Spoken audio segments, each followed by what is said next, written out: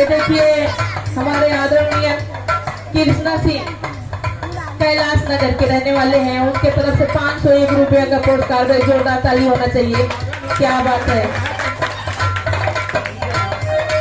ओ भैया के चरण को ऊपर प्रणाम आशीर्वाद की चाहवा। लेकिन बिटिया माई कहती, माई से बतिया बतिया कहा कहती है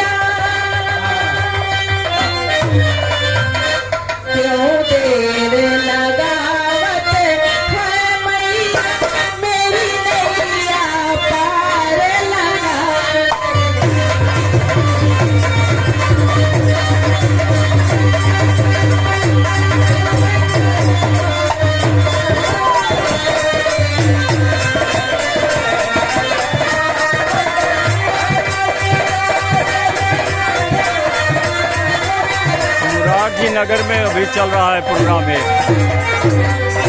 जियो से क्या बात है, लगा तो बढ़िया जवानी आवता है।